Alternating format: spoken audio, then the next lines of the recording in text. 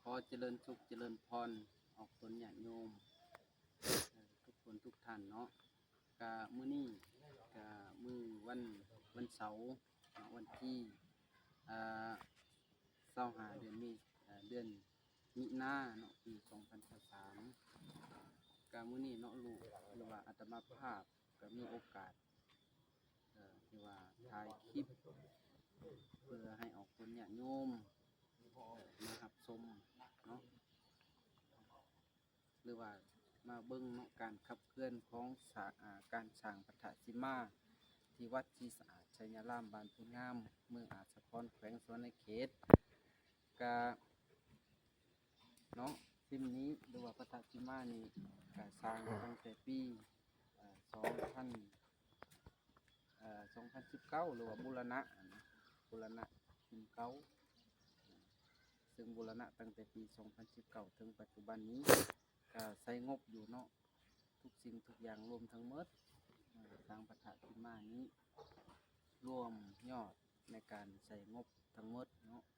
ในระยะ 2-3 ปีนี้ก็ตกอยู่111 กว่าล้านกีบนะ111 กว่าล้านกีบ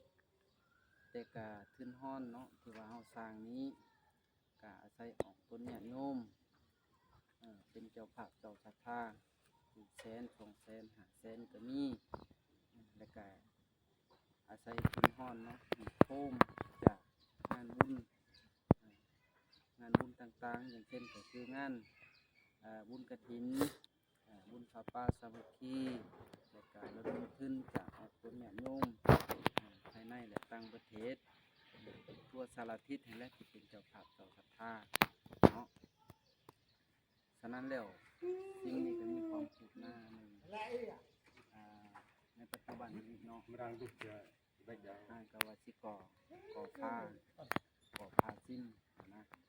ฉะนั้นแล้วก็อยากให้ออกคนเนี่ยโยมเนาะมาเบิ่งหอบ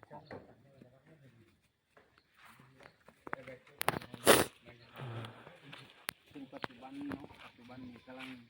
เริ่มเร่งรัดพัฒนาก็อยากข่าวบุญข่าวกุศลนำออกคนเนี่ยโยมเด้อมาร่วมบุญจริงๆการนำอัตมาภาพเนาะเป็นการดีที่สุดก็คืออัตมาภาพเนี่ยจัดงานบุญในวันที่12เดือนเมษายนปี2023นี้ที่จะมาถึงนี่แหละก็อยากให้ออกคนเนี่ยโยมเด้อมาอย่างบุญจริงๆฐานนำอัตมาภาพเพื่อหาเพื่อนหาหอน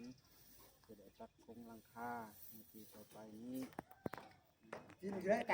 ออกคนเนี่ยโยมทุกคนหันแหละเป็นเจ้าภาพเป็นปูนเป็นเหล็กเนาะเป็นดินจีก็ยังต้องการหลายแล้วก็เป็นหินเป็นสายหลายสิ่งหลายอย่างเนาะถ้าว่าคนใดเนาะมีใจศรัทธาบอกเพื่อนก่อน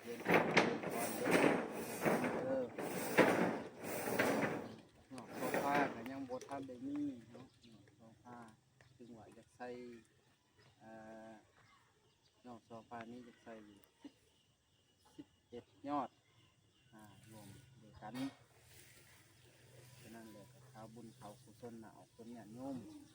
ให้รับผู้รับทราบเป็นเจ้าภาพเจ้าศรัทธานำกันเด้อคนเนี่ยโยมเด้อ